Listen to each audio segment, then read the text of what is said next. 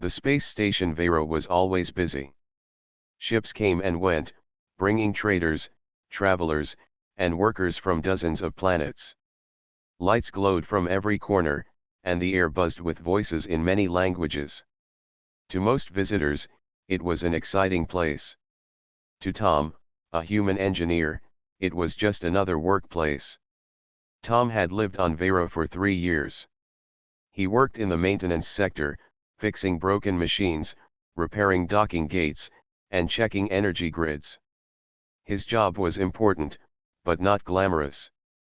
Most days were the same, tools in hand, crawling under panels, answering calls when something stopped working. He often joked with his co-workers to make the long shifts less tiring. Humor was Tom's way of keeping life light. One evening, after a long repair shift, Tom walked through the main hall of the station. Traders shouted prices, aliens bargained over goods, and children ran between stalls. Tom stretched his arms, ready to head back to his small cabin. That was when he saw her. Across the hall, a figure stood out among the crowd.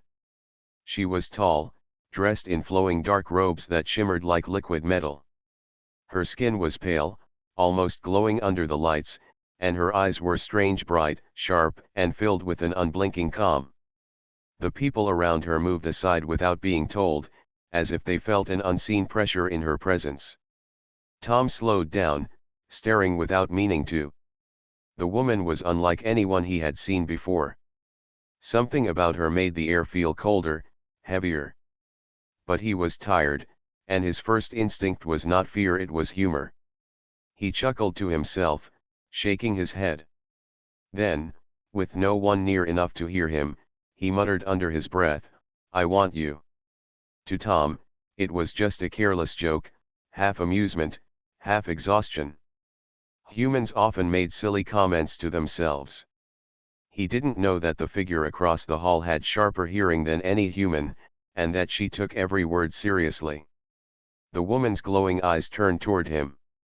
For a moment, Tom felt as if her gaze had pierced straight through him. His smile faded, and he quickly looked away, pretending to be interested in a food stall.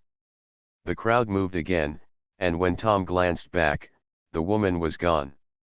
He let out a breath of relief. "Strange," he muttered, rubbing the back of his neck. "Probably some rich alien noble. Not my problem." He shrugged it off and returned to his cabin.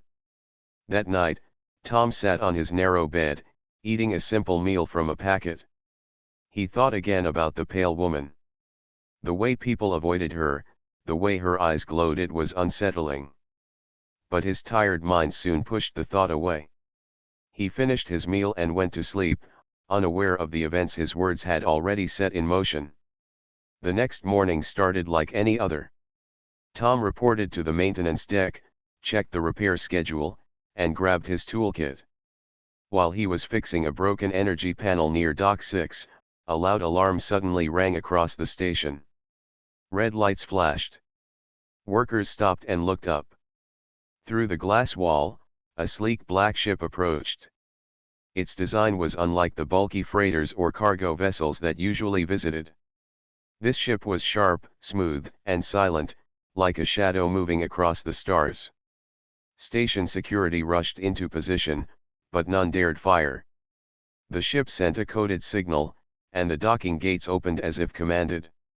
Slowly, the vessel settled into place. Its ramp lowered, and armored figures marched out in perfect order. Their armor was dark silver, and their helmets glowed faintly. The crowd in the docking bay fell silent. Then she stepped out. The pale woman from last night. Her robes flowed as she moved, and her glowing eyes scanned the hall. Everyone bowed their heads, some even dropping to one knee. The armored guards spread out, clearing the way. She walked forward with calm confidence. Tom froze. His tool slipped from his hand and clattered to the floor. The woman's gaze fixed on him again, just as it had in the hall. This time, she spoke. Her voice was soft but carried across the room like an echo. "You," she said. Tom pointed at himself, wide-eyed. Me. She nodded once, her expression unreadable. The guards turned their heads toward him. Tom felt his stomach twist. He laughed nervously, scratching his head.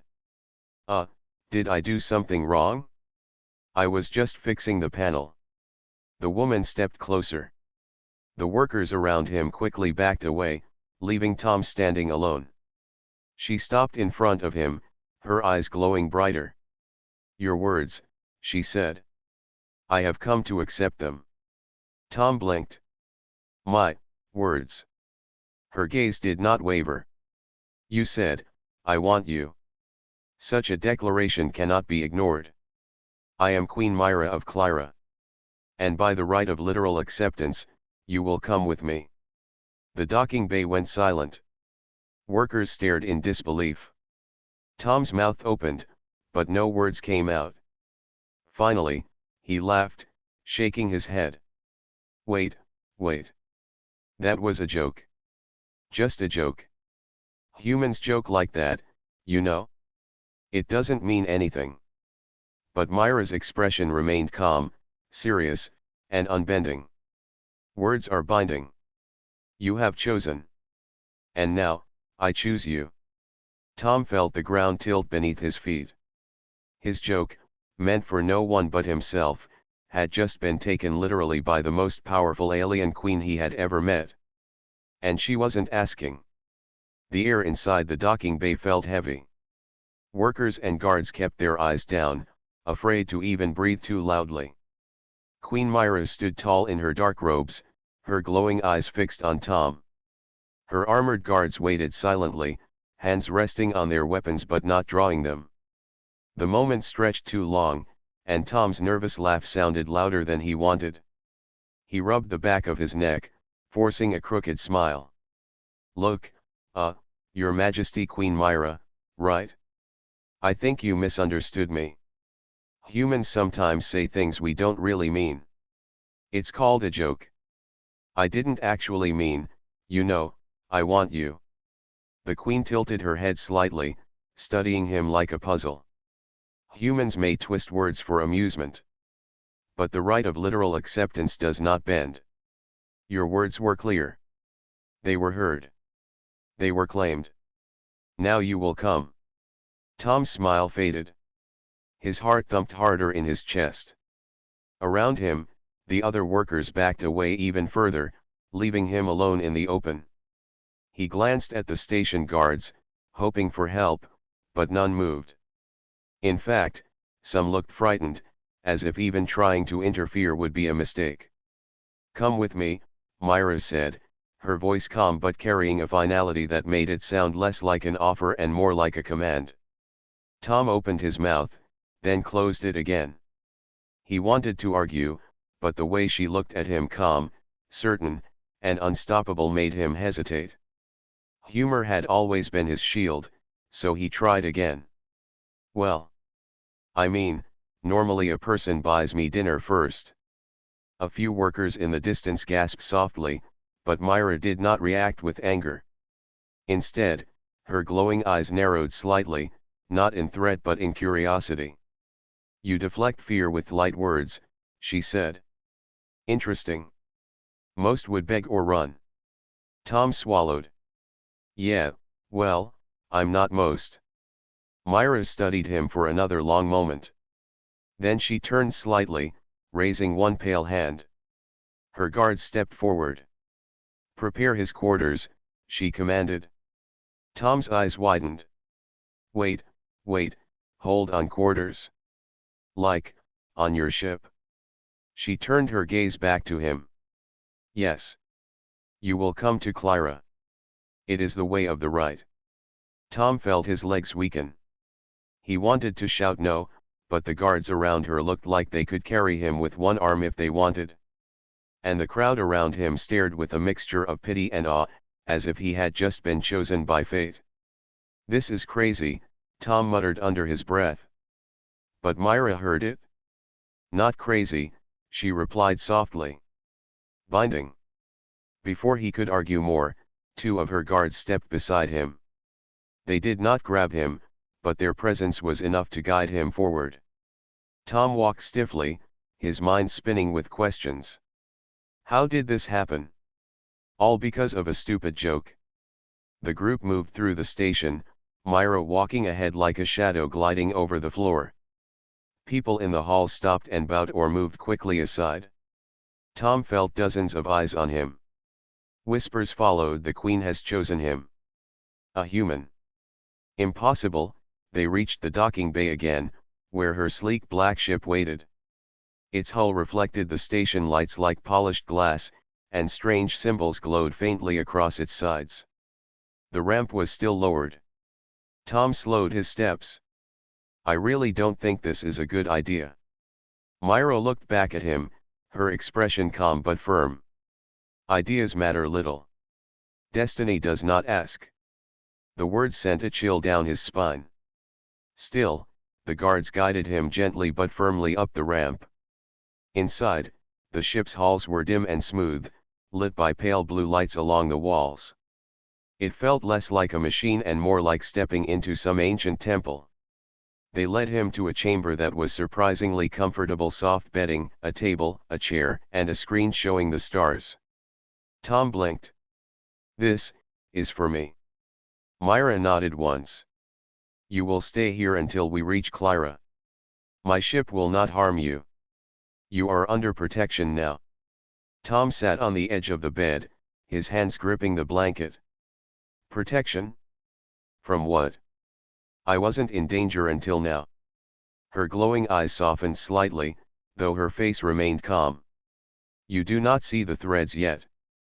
But you will. The galaxy watches, and your words have tied you to me. In time, you will understand." Tom shook his head, half laughing, half in disbelief. "This is unbelievable. One bad joke, and now I'm what? A guest? A prisoner?" Myra's lips curved slightly, not a smile, but the closest to one he had seen. "Not a prisoner. A chosen." With that, she turned and left the chamber, the door sliding shut behind her. Tom sat in stunned silence, staring at the walls. He had no idea where this path would lead. The ship's engines hummed, and he felt a gentle vibration as they detached from the station. Through the screen, the stars shifted. The space station grew smaller, then vanished into the darkness of space. Tom lay back on the bed, covering his face with his hands. "Great. Just great. I make one little joke, and now I'm flying across the galaxy with a vampire queen. Perfect." But deep down, a small part of him couldn't ignore the strange feeling that something far bigger than a joke was unfolding, something that would change his life, and maybe more than just his life. Tom had never been on a ship like this before. The smooth hull seemed alive, as if the walls breathed quietly. The pale blue lights gave everything a soft glow, and no sound of engines filled the air. The ship moved in silence, sliding through space with calm speed. For the first few hours, Tom stayed in the chamber Myra had given him. He paced, sat down, got up again, and stared at the screen showing the stars outside. The longer he looked, the more he realized how far away he already was from the station.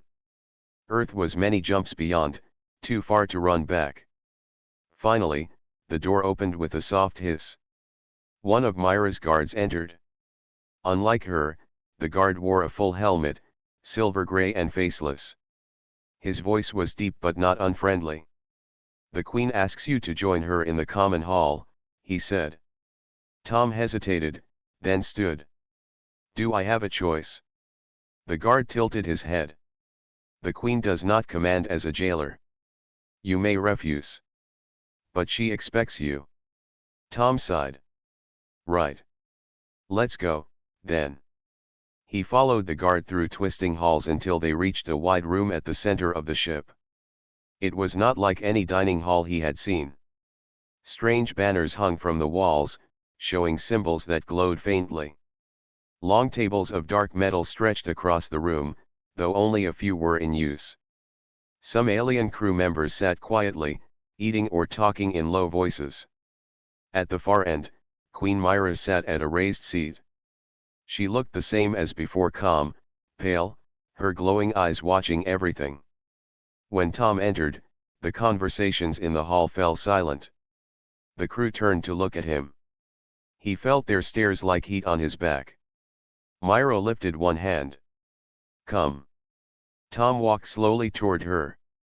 His steps echoed louder than he liked. He tried to keep his face steady, but inside, his nerves twisted. When he reached her table, she gestured for him to sit across from her. A plate of food was placed in front of him. The meal was strange but smelled surprisingly good: soft bread, colorful fruits, and a steaming dish that looked like stew. Tom raised his eyebrows. So, no chains. Just dinner. The faintest flicker of amusement passed across Myra's eyes. Chains are for the unwilling. You are chosen.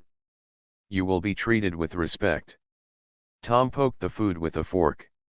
Respect, huh? That's a new word for being carried off by strangers. Not strangers, Myra corrected softly. You will learn us. We will learn you. Tom ate slowly, trying not to think too hard about what that meant. The food was good, better than station meals. Still, his thoughts raced. He looked around the hall and noticed others watching him, whispering to each other. Finally, he leaned forward. All right. I need to know something. Why me? I said 3 words. You don't even know me. Myra's glowing eyes held his without blinking. Humans play with words as if they are stones thrown into water. Ripples spread, whether intended or not. You spoke. I answered. That is the way of my people. The right is old, older than your world's cities. Once accepted, it cannot be broken. Tom frowned. So you're saying I'm stuck with you because of tradition? Not stuck, Myra said calmly. Bound. There is difference. He leaned back, shaking his head. You've got a strange way of putting things. She tilted her head slightly, studying him. And you have a strange way of surviving. Your humor, it is not weakness. It is weapon. Tom blinked. A weapon? No. Humor is just humor. Not to us, Myra replied. Many species fight with claws, with fire, with ships. But to speak lightly in the face of fear, that is rare. Already my people whisper about you. They do not understand it. They respect what they do not understand. Tom didn't know what to say. For once, his words failed him. The hall slowly filled with quiet music, a sound like distant bells carried on wind. Myra stood, her robes flowing like liquid shadow. Come, she said again. This time, Tom followed her through a different set of doors, leading to a viewing chamber. The wall before them was clear glass, and the stars stretched wide across the void. A giant gas planet rolled into view, its surface glowing with storms. Lightning flashed in silent bursts. Tom stared, forgetting his fear for a moment. That's beautiful. Myra stood beside him, her glowing eyes reflecting the planet. This is only one. You will see more. Tom turned to her, uneasy again. Why show me all this? Because, Myra said softly, you must understand the path you walk. Once we reach Clyra, trials will come. If you fall, you will be forgotten. If you rise, you will be remembered. Already, you stand at the center of more than you know. Tom swallowed hard. Trials? What kind of trials? Her gaze did not shift from the stars. Not of strength. Of spirit. Clyra does not honor the strong alone. It honors the unbroken. Tom's throat went dry. He had never asked to be a part of this. But looking at her calm face and the endless stars beyond, he knew escape was no longer simple. He was on a path that had started with a joke and now stretched across galaxies. And deep inside, a small, reluctant spark of curiosity lit up. Maybe he wanted to see just how far it would take him. The ship entered the orbit of Clyra after several days of travel. From space, the planet looked dark and mysterious. Clouds of deep purple and black swirled across its surface, and glowing rivers of light stretched between its lands like veins. To Tom, it looked both beautiful and frightening, as if the world itself were alive. The ship descended through the thick clouds, and soon the capital city came into view. Towers of black stone rose high into the sky, shining faintly as if lit from within. Bridges connected the towers like giant webs, and flying craft moved silently between them. The city had an ancient feel, but also a strange, advanced power.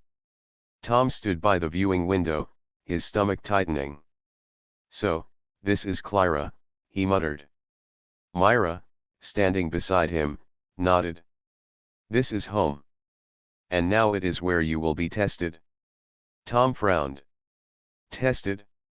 You mentioned that before. What does it mean?" Myra's glowing eyes turned toward him.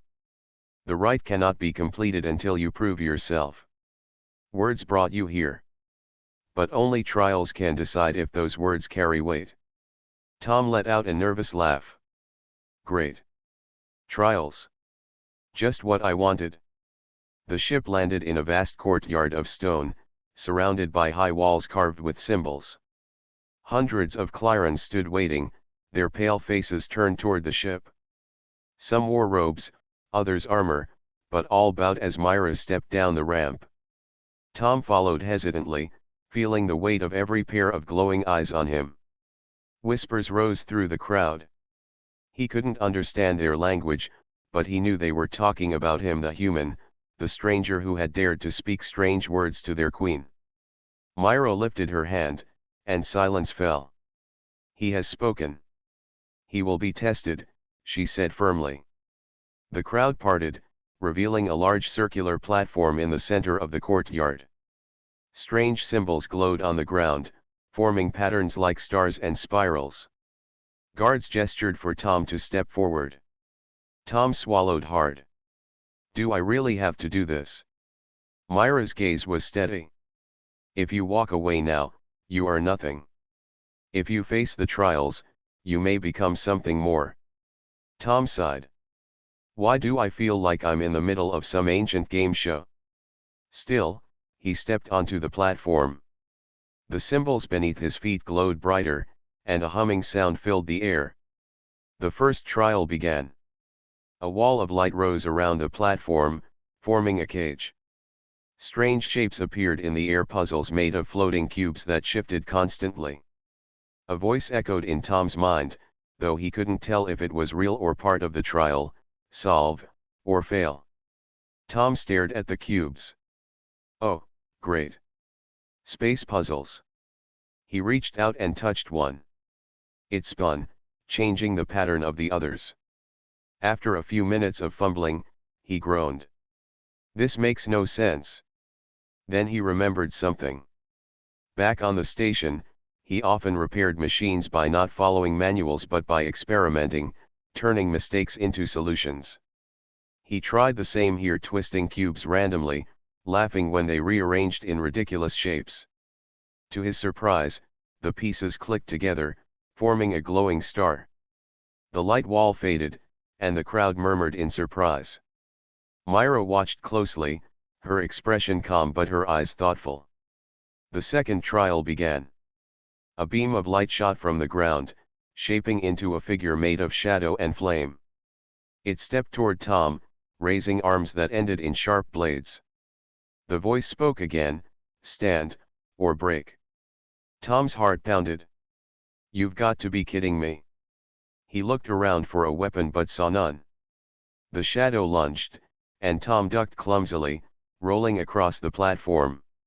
He scrambled to his feet, shouting, "I didn't sign up for this."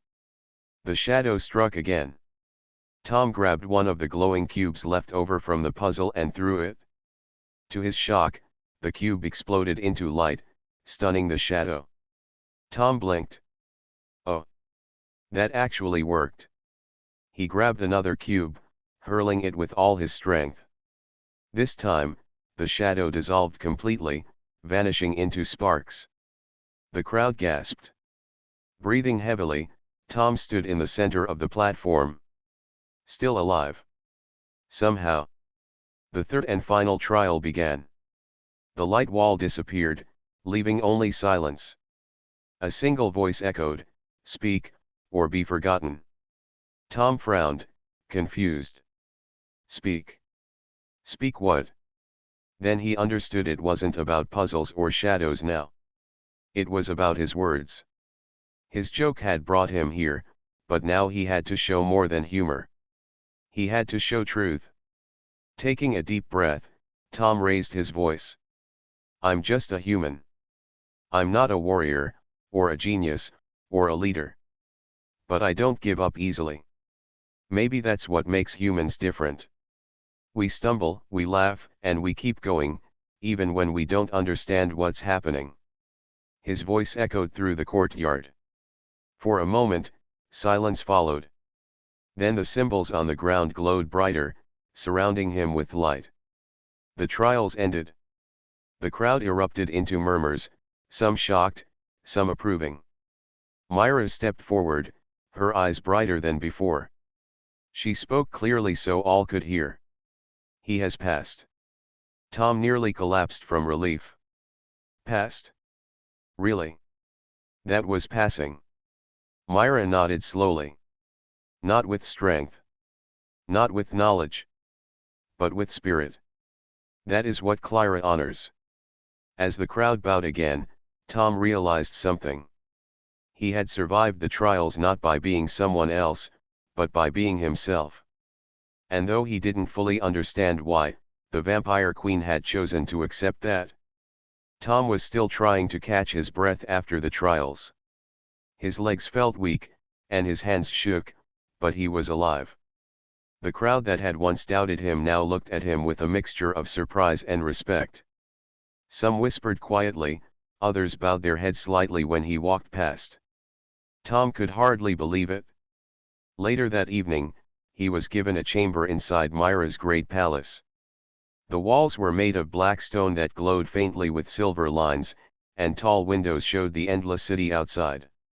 From high above, he could see the bridges, towers, and glowing rivers that stretched across Clyra.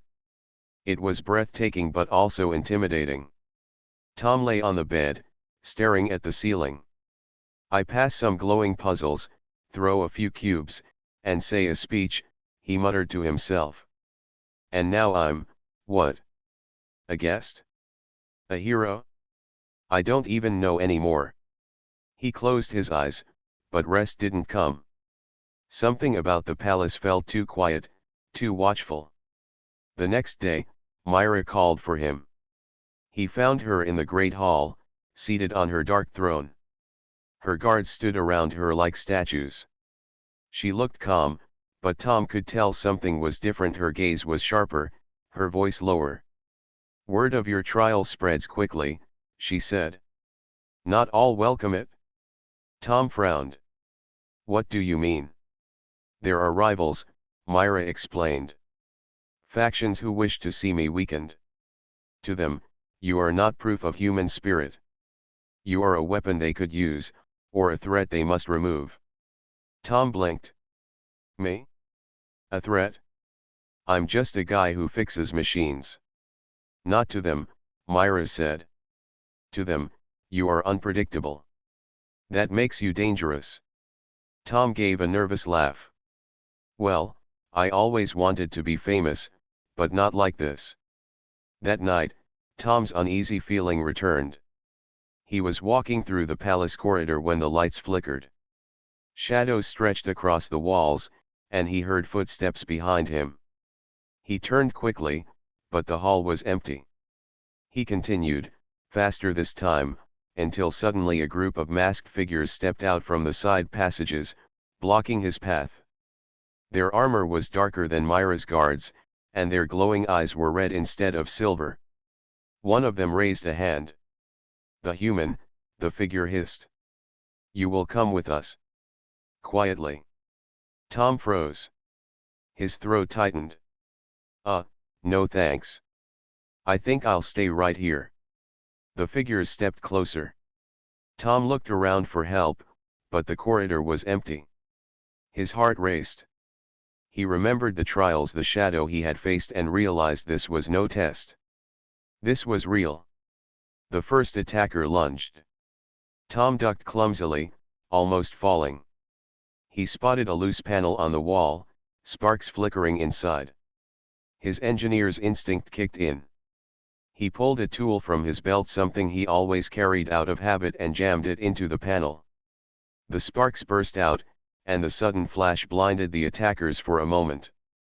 Tom ran. His footsteps echoed through the halls as shouts followed behind him. He turned corner after corner, trying to lose them, but the palace was a maze. Finally, he reached a balcony overlooking the city. Trapped. The masked figures surrounded him. One stepped forward, raising a blade of red light. The Queen cannot protect you. Come with us, or be erased. Tom's knees shook, but he forced himself to speak. Listen, I don't know what you think I am. But I'm not a weapon. I'm not even important. I'm just. Before he could finish, a sudden wave of cold air swept through the balcony. The attackers froze. From the shadows behind Tom, Myra appeared. Her presence filled the space like thunder, though she spoke softly. You dare touch what I have claimed? The masked figures hesitated. One of them hissed, he is a danger to us all. We will not allow him to remain. Myra's glowing eyes blazed brighter. Then you will not remain. With a motion of her hand, her guards appeared, silent and swift. A clash followed, metal against metal, light against shadow. Tom ducked down, covering his head as the battle raged. In minutes, Myra's guards overwhelmed the intruders. The masked figures retreated, vanishing into the dark. Silence returned. Tom stood shakily, his breath uneven. Myra turned to him. You see now, she said. Your presence changes more than you know. Tom rubbed his face. Yeah, I noticed. Almost got myself sliced in half. Her eyes softened slightly. And yet you lived. You fought not with strength, but with wit. That is why they fear you. Tom let out a tired laugh. I don't want anyone to fear me. I just want to survive this. You will, Myra said calmly. Because now, they know taking you means facing me. For the first time, Tom felt not just fear but also a strange sense of safety. Myra was dangerous, yes, but she had stood between him and death. Maybe she wasn't only a queen bound by tradition. Maybe she was something else, an ally. Still, as he looked out at the glowing city below, Tom knew this wasn't the end. If rivals wanted him gone, they would try again. And next time, survival might not come so easily. After the ambush, the palace was quieter than ever. Tom had been given a private chamber, though this time it felt different. He no longer felt like a prisoner or a guest who stumbled into danger. He felt, noticed. Myra summoned him to the throne room once more. He walked carefully down the wide, polished corridor, glancing at the tall windows that showed Clyra's glowing cities beneath him. Today, there was no crowd, no guards in motion, only Myra, seated calmly, watching him approach. Sit, she said. Her voice was softer now, almost inviting. Tom obeyed, sitting on the stone bench before her throne. For a moment, neither spoke. The quiet was unusual, but Tom felt it was not threatening. It was the calm before something important. Finally, Myra broke the silence. I have watched you since you arrived, she said. And I have seen how you think, how you act. Humans are unpredictable. You stumble, joke, fail, and yet you rise again. That is a strange strength. One I have not seen often. Tom shifted nervously. Well, I don't know if I'm strong. I just keep moving forward. That's all. No, Myra said firmly. It is more than moving forward. You inspire thought. You make others reconsider what is possible. That is why your presence is important. Tom scratched the back of his head. Wait, are you saying I'm, like a weapon?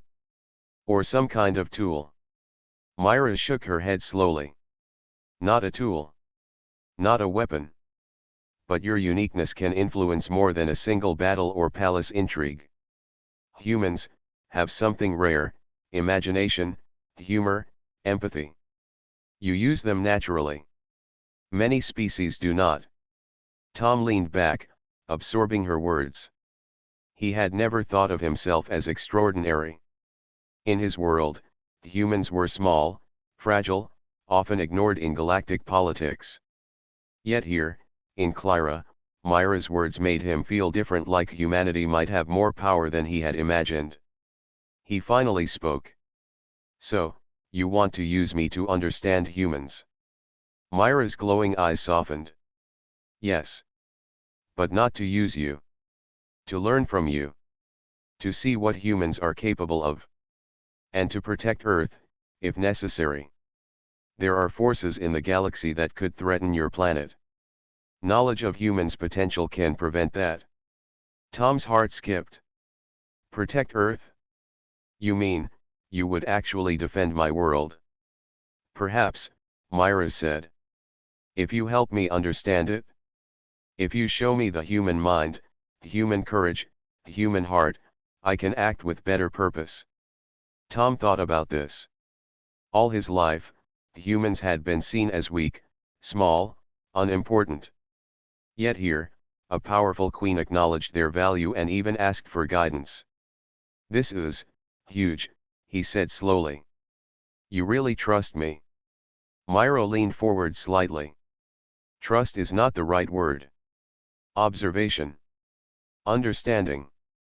I need both. You show me humans' truth, not just their weaknesses or strengths. That truth is more valuable than any weapon or strategy. Tom nodded slowly, still amazed. Okay. I can try. I'll tell you what I know. But don't expect everything to make sense.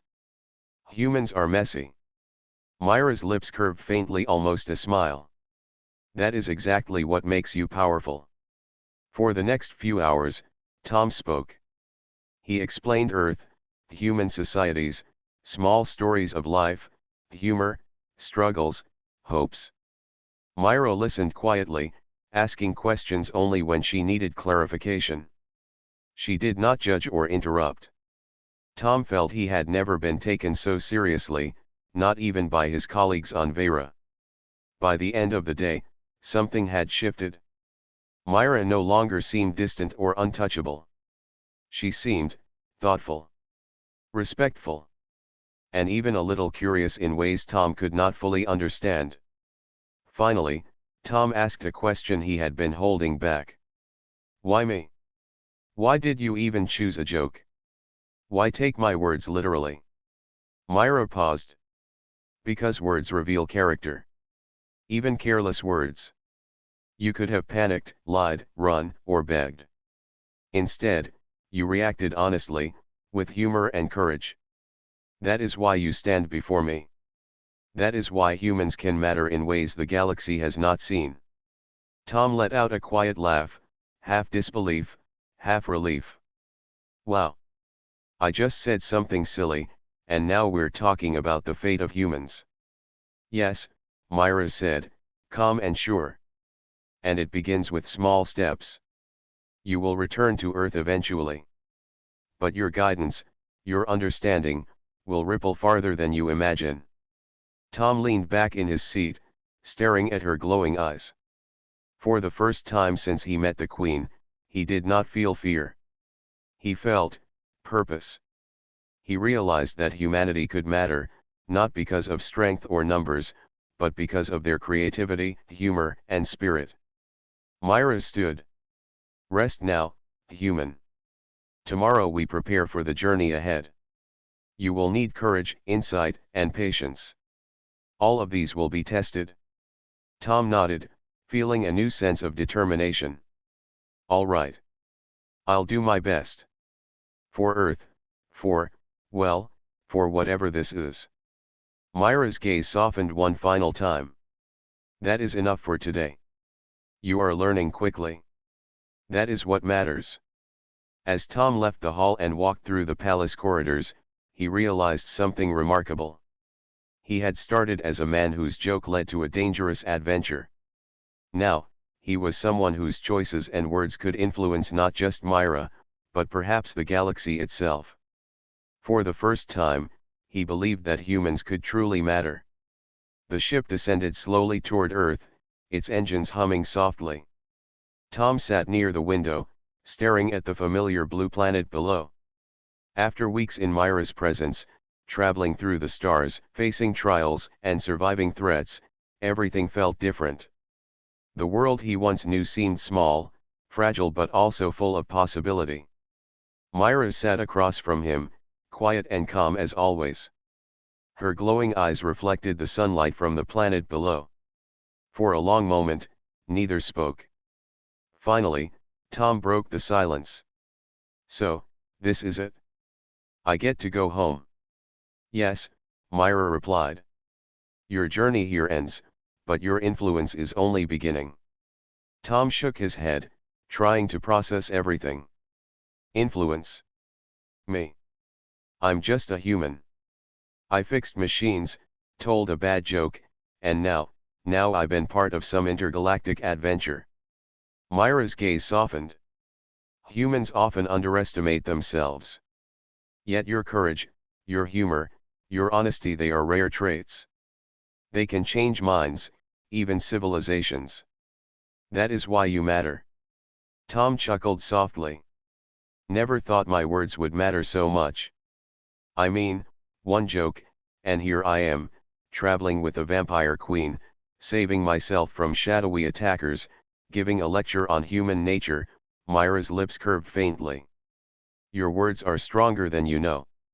And your actions even stronger. That is what the galaxy sees now. Humanity is not just small or weak. You are unpredictable, clever, resilient. You are worth noticing. Tom leaned back, staring at the clouds over Earth. For the first time, he saw his home differently. He realized humans had potential he had never considered before. So, what now? I go back, and life is normal again. Normal will feel different, Myra said softly. You will return with knowledge, with understanding. And others may see you differently. Perhaps the first step toward showing humanity's worth is simply being true to yourself. Tom nodded slowly. I can do that. I can try. Myra rose, walking to the window beside him. Earth is distant, fragile, and watched by many who do not understand it. But it is worth protecting. Your guidance, even in small ways, can influence how others see your world. You may return, but your presence in this galaxy has already made a mark. Tom swallowed hard, feeling both pride and responsibility. He had not asked for this adventure. All he had done was joke and survive. But now, he understood that humans could be more than they had ever imagined. And perhaps it was up to him to show that to the galaxy. The ship touched down quietly in a remote area, far from crowded cities. Tom stepped out, feeling the familiar breeze on his face. It smelled like home. It smelled like possibility. Myra's ship stayed in orbit, silent and still. She spoke softly, almost as if to herself. You have passed the trials of Clyra. You have proven humans are worth noticing. Farewell, Tom. Your journey has only begun. Tom waved, unsure if she could see him. Farewell, and thanks. I guess. As he walked toward the small shuttle that would take him to the nearest human settlement, he reflected on everything that had happened. He had faced challenges, survived threats, and learned more about his own people than he ever had before.